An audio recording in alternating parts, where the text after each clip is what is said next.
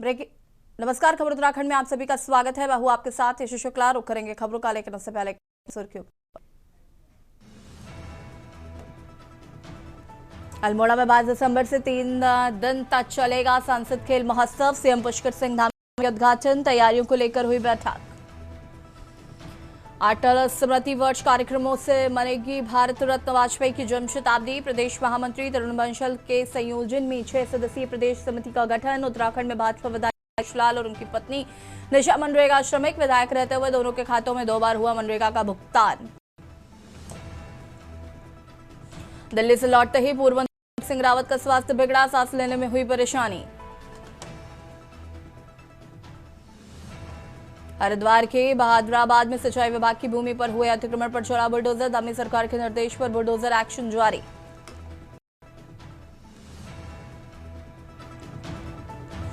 खटीमा में बढ़ती स्मैक व अन्य नशीले पदार्थों की तस्करी। बिक्री करने वालों के विरुद्ध कार्रवाई करने की मांग। आप देख रहे हैं के न्यूज, खबरों का सारथी।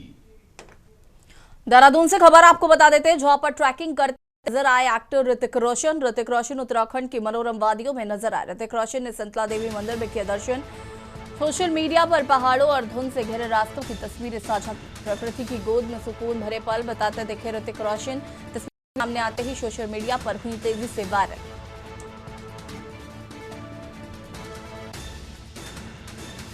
सोशल मीडिया पर पहाड़ों और धुंध से घिरे रास्तों की तस्वीरें ऋतिक रोशन ने साझा की हैं।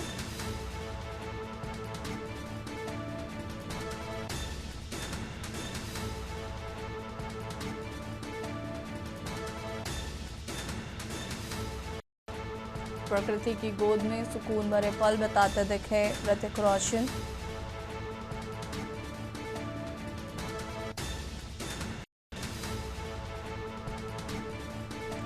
ट्रैकिंग करते नजर आए एक्टर ऋतिक रोशन। देहरादून से खबर।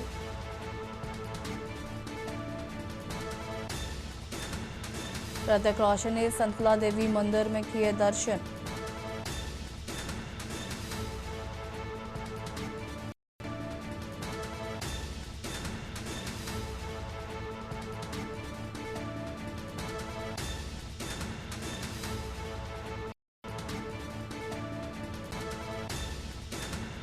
प्रकृति की गोद में सुकून भरे पल बिताते दिखे ऋतिक रोशन। तस्वीरें सामने आते ही सोशल मीडिया पर तेजी से हुई वायरल।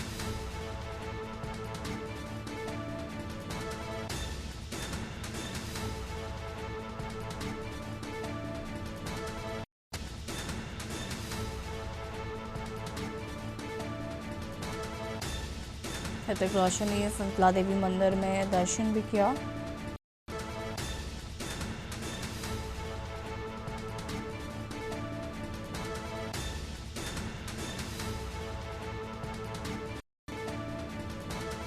ऋतिक रोशन ने संतला देवी मंदिर में किया दर्शन।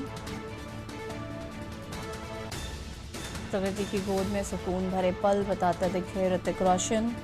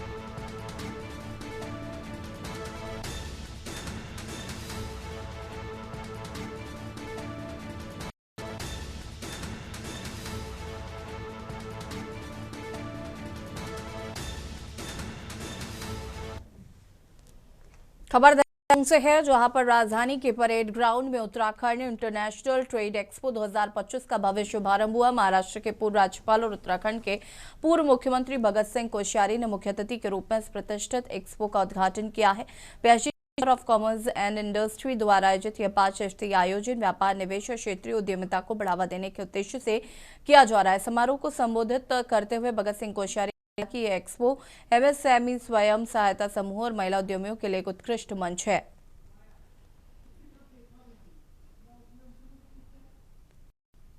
योगदान है और आपका अभिनंदन और स्वागत करता हूँ इस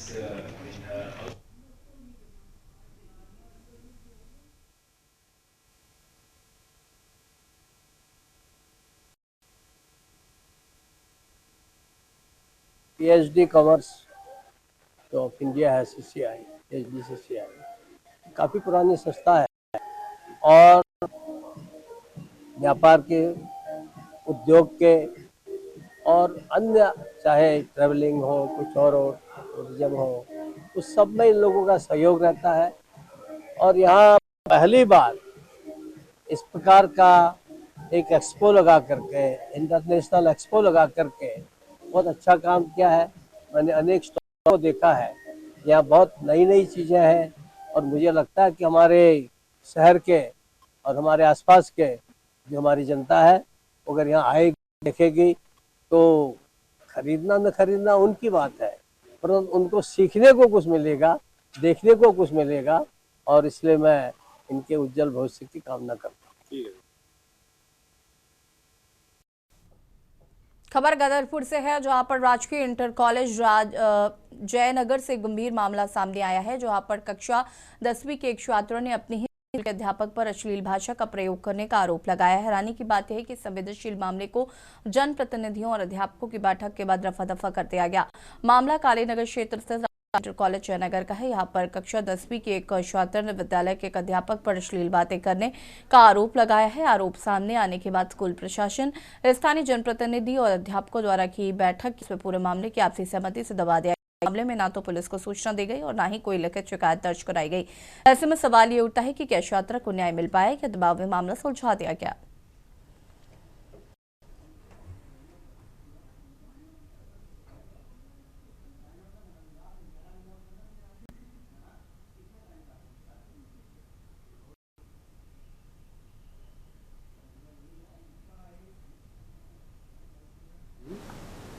और उसमें हमने अपने विद्यालय स्तर पर एक आंतरिक जांच कमेटी बनाई, संबंधित अध्यापक अधिपक्ष से जाना। और जो फैक्ट सामने आए वो ये थे कि हाँ, कुछ ऐसे मिसवर्किंग हुई थी। तो उसके संबंध में हमने तमाम अभिभावकों को, बच्चे को भी, संबंधित टीचर को भी और क्षेत्र के ग्राम प्रधान जी को, तमाम गणमान्य लोगों को, पत्रकारों को बुलाया। और उसमें जब आमने सामने से बातचीत हुई तो उसका एक सामान्य हल ये निकला कि भाई इस घटना की पुनरावृत्ति नहीं होगी। विद्यालय प्रबंधन में सभी लोग सहयोग करेंगे, सभी लोगों का सहयोग मिलता भी रहा है, मिलता रहेगा और सभी लोग मिलजुल कर विद्यालय को आगे बढ़ाने की कोशिश करेंगे। परेशानी है, हमारे बच्चियां यहाँ पे स्कूल में पढ़ती हैं, इसी जयनगर इंटर कॉलेज में विद्यालय में हमारे बच्चे पढ़ते हैं, लेकिन कुछ समय से हमारे बच्चों को टॉर्चर जा रहा है। बच्चे घर पे जाके बता भी नहीं रहे, अलग अलग बातें बोली जाती हैं। तो मैं माँ हूँ, मैं कैसे बर्दाश्त कर सकती हूँ, क्योंकि मैंने बर्दाश्त थोड़ी बहुत के लिए कर लिए हैं। बच्चों ने डर के मारे कुछ दिन बताए नहीं है, जाके बच्चों ने बताया, बच्चे स्कूल क्यों नहीं जा रहे हो, तो बच्चों ने कहा कि स्कूल क्या जाए माँ, मन नहीं होता है स्कूल जाने का। मैं क्या हो गया बेटा, बता दो क्या हुआ, क्या है तुम्हारे साथ। तो कह रहे मम्मी ऐसी बात है, वहाँ पे एक टीचर हैं, सर हैं, वो लोग हमें टॉर्चर करते हैं। सबसे बड़ी बात तो ये है, जब कुछ गलत होती हैं तो हम इसके लिए कुछ बोलना चाहते लेकिन बोलना नहीं देते। ये मैटर मेरे कल संज्ञान में आया था। मैं कल भी स्कूल में यहाँ पर पहुँचा तो मैंने मामले को समझा। कल मैं जो बच्चों के गार्जियन थे उनसे भी मिला, उनकी बात भी सुनी मैंने और उसके बाद स्कूल के प्रशासन से मिला, प्रिंसिपल साहब से मिला, उनसे भी बातचीत की। तो आज फिर दोबारा से मैं इस स्कूल में हम लोग फिर पहुँचे, दोबारा सभी गार्जियन भी आए बच्चों के और सब लोग यहाँ पर पहुँचे। तो आज फिर दोबारा इसको सुना गया, तो उसमें गलती जो है उसमें पाई गई उनकी, तो उसमें तुरंत उन्होंने, स्कूल वालों ने भी कार्रवाई करने का भरोसा पूरा उस पर दिया और आगे से भविष्य में ऐसी कोई बात ना हो, तो इसके लिए भी प्रिंसिपल साहब ने हमें पूरा आश्वासन दिया है।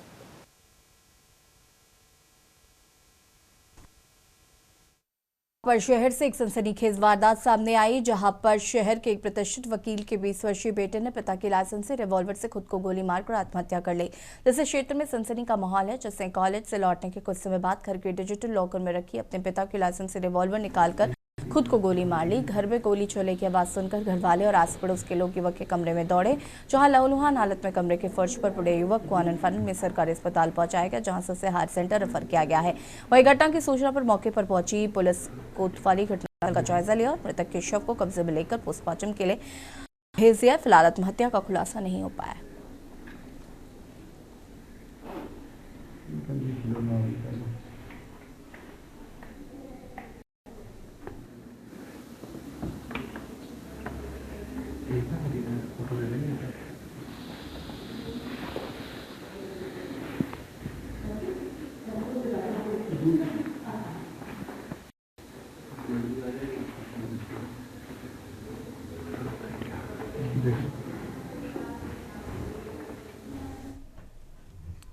दीमा से है, जहां पर सुबह घने कोहरे और कम दृश्यता के कारण एक दर्दनाक सड़क हादसा हो गया। कोहरे की सफेद चादर के बीच एक तेज रफ्तार जेसीबी और स्कूटी की आमने सामने जोरदार टक्कर हो गई। इस हादसे में स्कूटी सवार युवक बुरी तरह से जख्मी हो गया। हादसे की सूचना मिलते ही तत्काल 108 मौके पर पहुंचे और घायल युवक को लहूलुहान हालत में खटीमा के नागरिक अस्पताल पहुंचाया गया, जहां पर उसकी स्थिति नाजुक है। सर और शरीर के अन्य हिस्सों में भी गंभीर चोटें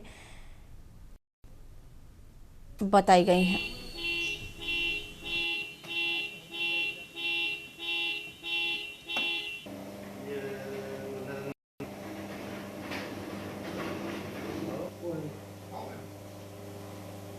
ये आज अभी एक एक्सीडेंट आया है जी। कौन है, क्या मामला है, कैसे आई, क्या कुछ कहना चाहते हैं? दरअसल एक व्यक्ति जिसका नाम बहादुर है, 35 साल का वो व्यक्ति है। उसका एक्सीडेंट टिगरी चौराहे पे घने कोहरे के चलते हुआ। उसने अपनी बाइक से एक खड़ी जेसीबी ने, जैसे बताया जा रहा है, उसमें टक्कर मार दी। तो अभी फ़िलहाल उसकी हालत गंभीर है और हमने उसे प्राथमिक उपचार करके आगे रेफर कर। खबर देहरादून से है, जहां पर नगर निगम देहरादून ने वित्तीय वर्ष 2025-26 के दौरान राजस्व सुदृढ़ीकरण की दिशा में महत्वपूर्ण सफलता हासिल की।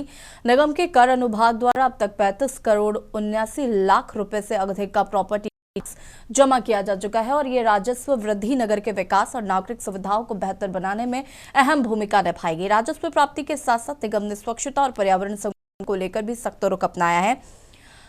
स्वास्थ्य अनुभाग द्वारा चलाए गए विशेष अभियान के तहत सीवर गंदगी, ध्वनि प्रदूषण, प्रतिबंधित प्लास्टिक का उपयोग और सार्वजनिक स्थानों पर गंदगी फैलाने वालों के खिलाफ कड़ी चालानी कार्रवाई की जाएगी। इसमें ड्रोन निगरानी के माध्यम से भी नियमों का उल्लंघन करने वालों से लाखों रुपए का जुर्माना वसूला गया है। वहीं पशु चिकित्सा अनुभाग ने भी पशुओं के उपचार, लाइसेंस शुल्क और विभिन्न चालाकों के माध्यम से 31 लाख रुपए की आय अर्जित की है। नगर निगम प्रशासन का कहना है कि शहर की स्वच्छता, प्रदूषण नियंत्रण और राजस्व वृद्धि के लिए प्रभावी कार्रवाई भविष्य में भी निरंतर जारी रहेगी। निगम ने नागरिकों के समय पर टैक्स जमा करने और शहर को साफ रखने की अपील की है।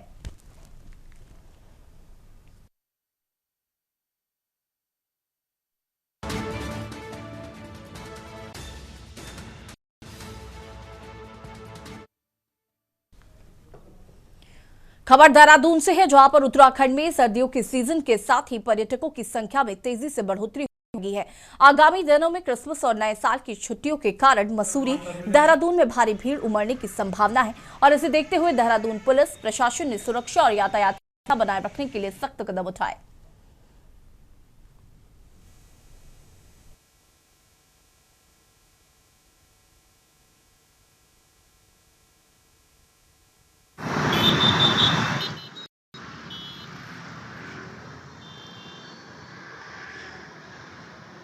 जैसे आगामी शीतकालीन यात्रा और जिस तरह से अभी टूरिस्ट का छोटे आवागमन रहता है, खासकर मसूरी, धनौल्टी और अन्य जो टूरिस्ट स्पॉट्स हैं, यहाँ पर क्रिसमस ईव और नए साल पर भी काफ़ी सारे टूरिस्ट बाहर से आते हैं।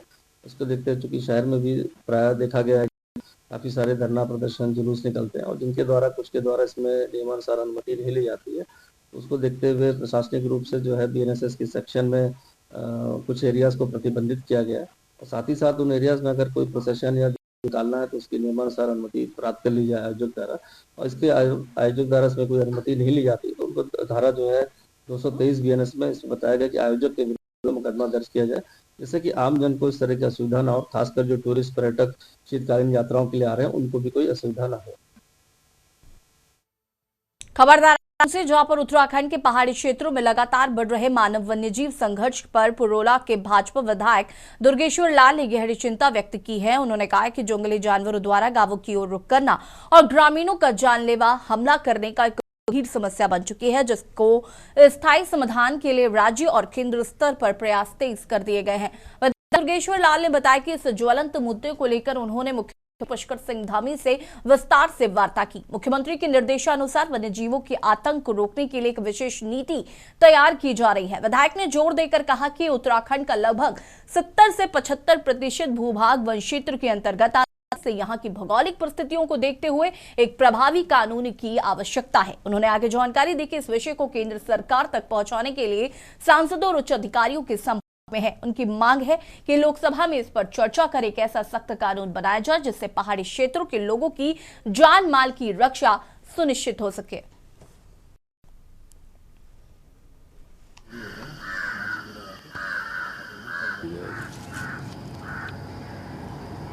मैं जो वन्य जीवों द्वारा हमारे जो पहाड़ी क्षेत्रों में जो आए दिन बढ़ते हुए अपराध हो रहे हैं, जैसे भालू के द्वारा, बाघ वगैरह के द्वारा कई सारी मौतें भी हुई है, वो बड़ी चिंता का विषय है।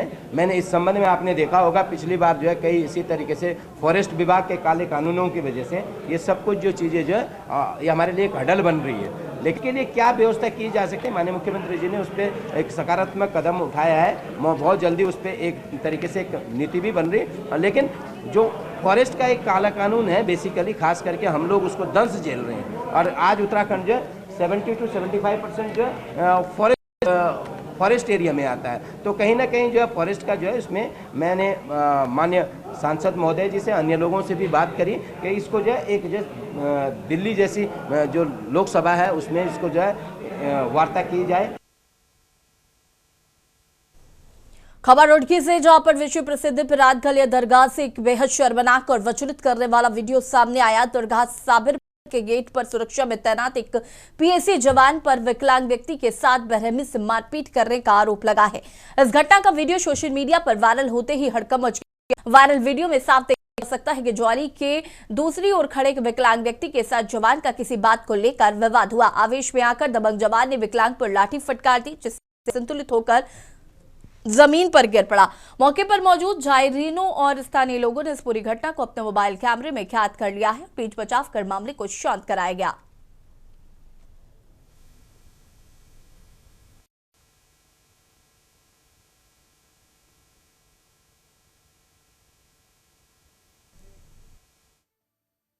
जौल हाजिर होते हैं।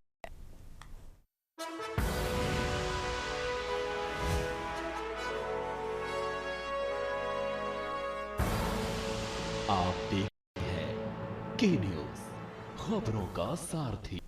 ब्रेक के बाद एक बार फिर से आप सभी का स्वागत है। खबर देहरादून से है, जहां पर मुख्यमंत्री पुष्कर सिंह धामी के ड्रग्स फ्री देवभूमि 2025 अभियान को सफल बनाने के लिए दोन पुलिस नशा तस्करों की कमर तोड़ना शुरू कर दिया है। इसी क्रम में एसएसपी देहरादून के निर्देश पर पुलिस ने बड़ी कार्रवाई करते हुए शौतेर हिस्ट्री शीटर नशा तस्कर गुरुचरण उर्फ मुन्ना को पीआईटी एनडीपीएस एक्ट के तहत रद्द कर जिला कारागार सथवाला भेज दिया है। ऋषिकेश कोतवाली क्षेत्र का यह अभियुक्त लंबे समय से मादक पदार्थों की तस्करी में सक्रिय था।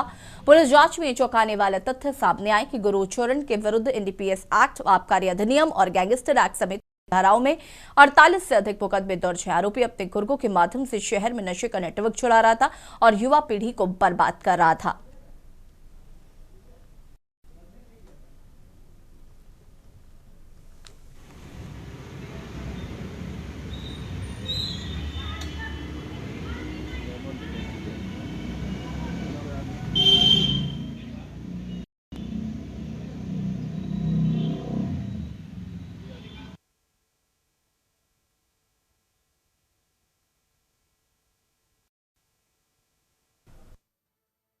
खबर देहरादून से है, जहां पर उत्तराखंड एसटीएफ की साइबर क्राइम पुलिस ने डिजिटल अरेस्ट के नाम पर बुजुर्गों को निशाना बनाने वाले एक शातिर अपराधी गिरफ्तार करने की सफलता हासिल की है। पकड़े गए आरोपी अनमोल पर 15,000 रुपए का इनाम घोषित था।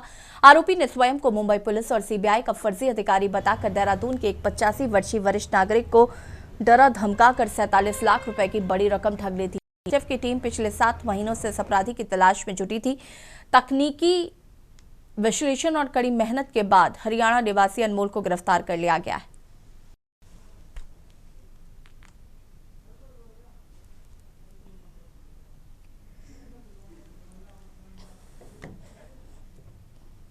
खबर उत्तराखंड में फिलहाल इतना ही। देखते रहिए के न्यूज़। नमस्कार।